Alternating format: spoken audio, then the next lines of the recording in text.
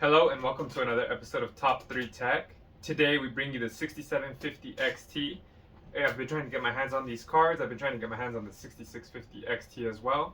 But the special thing about this card is I believe my first GPU review was XFX Merc 6700 XT. That's what kind of started off my GPU reviews. And I kind of came full circle because I have the XFX Merc 319 6750 XT. So it's kind of nice to see how this performs compared to that. In that video, a lot of people asked me a lot of questions about the emblem lighting up. And so a lot of people bought the black editions or the cards that didn't light up. I'm probably going to get all those questions all over again. So this is going to be a fun rewind, I guess. But anyways, I redid my office and I know I've been kind of slacking on the videos. I just recently got married. But anyways, let's ignore that for now and let's get to the unboxing.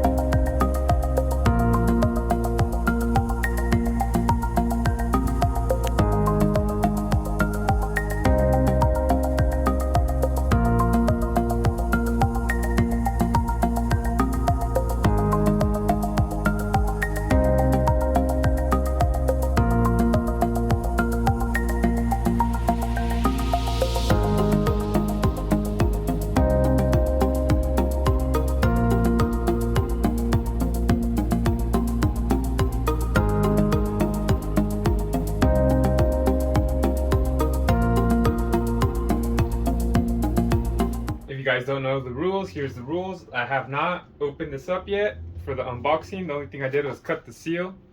As you guys saw on the box, it does say Merc 319 Black. I'm not sure what that signifies exactly, because normally the black ones don't have white paint, or one of them did, or they don't light up. So that's normally what the black means, but I'll put that right there for now. No, that's fine. I'll put it to the side. But let's see what's inside of here. Now I gotta turn this around. Okay. Black box. Some padding on top. Alright. There's a warranty card in here. XFX quick install guide as well. Okay, so if you guys don't know how to install it, it lets you know. And like I said, it has the warranty on back, troubleshooting, so not too bad, not too bad. I like when it comes with goodies. It doesn't seem like this one will.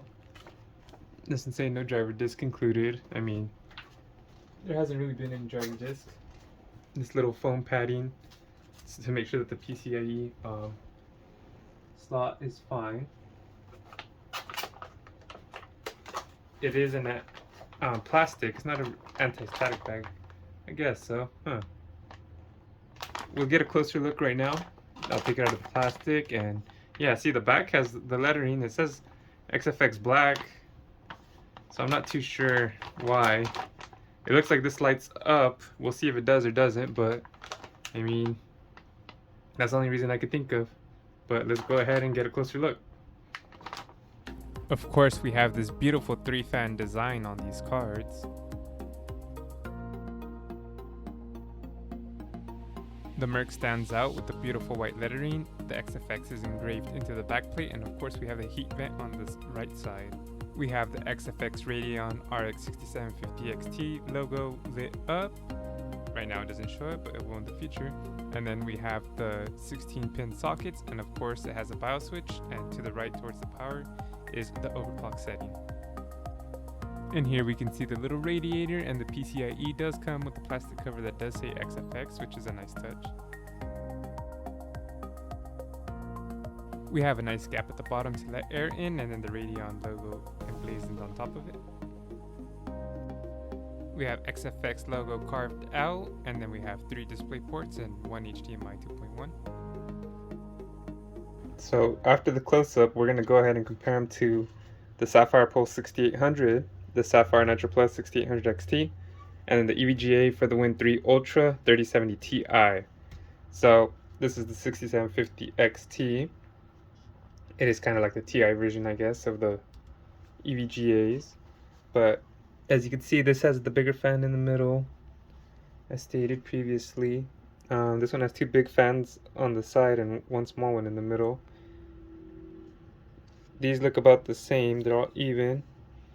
And then the EVGA ones look all even as well. On the EVGA, it does have the little E imprinted in there. And I was never really a fan of this triangular design on the blades. Also, quick warning for people that, for some reason, my sorry guys, I have to close up. Didn't want to drop it. For some reason, my where the logo lights up, the tape that they put on it, it ripped off and it almost pulled this whole thing up. So be careful when you're taking that off. I don't know if they just put extra glue on mine, but you definitely do not want to pull that off because it would probably look ugly and you'd probably be sad and you'd have to send it for refurbishing, and I don't know if they charge you or not. But this card is about, let's see, the XFX cards are usually a little longer than the, yeah, whew, look at that. Usually a little longer compared to the other cards, but dang, it's even longer than the 6800 XT. Not as thick, but still pretty long. And the EVGA card is usually short but a little thicker. So that's comparing them to the fronts. It doesn't really have no designs, but no one really looks at this unless you vertical mount it. But I don't know. My favorite is probably the Nitro. These light up. This lights up right here, the EVGA. They're all good looking cards. You guys can comment down below and let me know what front of the card you like. And I don't know if you guys saw in the close-up, but right here it does say the Speedster Black. Again, I'm not too sure why, unless it doesn't, the logo doesn't light up. But this is in white lettering. The Swift, I believe, had white lettering or black lettering, or was it the Quick? I don't know. One of them was black and had white lettering as well, so I'm not too sure. But I like the XFX etched in there. EVGA has a similar design. The back does not light up, but the white letters is pretty nice, contrasted against the black card. The Sapphire Pulse has the red pulse. I think that's awesome. I wish it was RGB, that'd be nice, but you know, it is what it is. The Nitro, this logo lights up. I like the silver / white design of it. It's pretty much silver, but I don't know, I like it. It looks completely different. It looks classy to me. I love these little circular designs on the EVGA. I'm not too sure why it has a red line. Maybe it should be green. But they'll have the BIOS switch as well. It has it there. It has that one there. And to zoom in, you guys saw it. Look, right there. And then the EVGA one has it right there on overclock and normal. Dang, this pulse is pretty skinny. This Merc is a little beefy. It's not bad. It's good to have extra radiators and all that, because it helps dissipate the heat. You know, these all have the heat vent right here, or this heat cooling, or the heat screen. I don't know, they call them different things. The EVGA one is kind of like merged with the back plate, but I like it. This looks like a bottle opener, so if you need to crack some beers open, don't use that. But my favorite would be the back of the Nitro. The Pulse I like too. But like I said, go ahead and comment down below which one you like. The Sapphire Pulse doesn't have any RGB on it at all, so that's how that looks. It does have this right here, which is supposed to help with the bend. The card doesn't bend. I guess this one has a little bit right there. The Sapphire Nitro has this RGB bar up there, and then it lights up right here, Sapphire, when you turn it on. These are all 16 pin. And then this bar lights up, the EVGA GeForce RTX 3070 Ti. It looks nice. It says PX1 right there. So the Radeon's on this side, and then in the middle. EVGA is in the middle right there. Like I said, the Nitro is my favorite, but the EVGA one looks awesome as well. And then I wish this lit up, since it is the 6750 XT and the 6700 version does. But maybe there is a non-black one. I didn't find it, but hey, you know what? These cards came out day one, so I just got what I was able to get, and we'll go from there for the next one. Now that you saw how it looks like compared to the other cards, I'm gonna go ahead and put it in the case so you guys can see how it looks in there.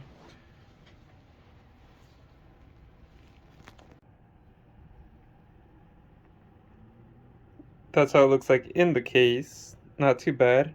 Matches the design. Everything all black and white. But let's go ahead and power it on to see how it looks lit up. Well, glad to say I was completely wrong. The logo does light up. I should probably tuck that on top. But, I mean, you guys can go ahead and make fun of me in the comments. I don't know. Since it said black, I thought it wouldn't light up. But a good thing I'm wrong, especially since this is the Premier Edition. So we're gonna go ahead and test the benchmarks. I probably will do hash rates in a separate video than this one because I know people ask me about that, and I'm not too sure how many people are interested. But let's go ahead and go to the benchmark section.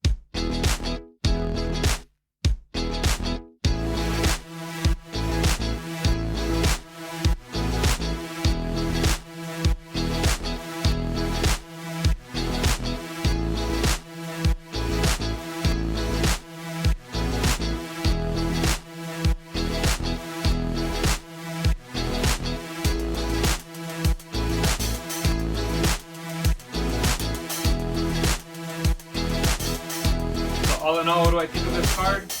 Well, on day one, when I purchased this from Best Buy, it was $650. It came out to like $705 with taxes.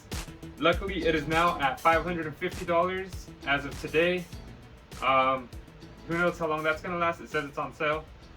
I don't know if that's a permanent price or not, but that's way cheaper than when the first 6700 XT came out. Actually, the Merc version was $600 plus tax and shipping. So you're actually paying cheaper for the newer card with a little bit better performance to moderately better performance. The cheapest I've seen the 6700 XT was $480. That was the Gigabyte Eagle. So what, $70 more, you get the next tier. I would definitely recommend upgrading to this if it's at the $550 price in American dollars, instead of a different 6700. But if it's a little higher, you might as well go up to the 6800 XT. Those are kind of cheap if you want to spend the extra. If not, the 3070s, 3070 Ti's, they perform around the same. Some people like NVIDIA better. Maybe go ahead and get that card. But the pros of this card is it's cool. It's pretty fast compared to the 6700 XT. It has a nice design.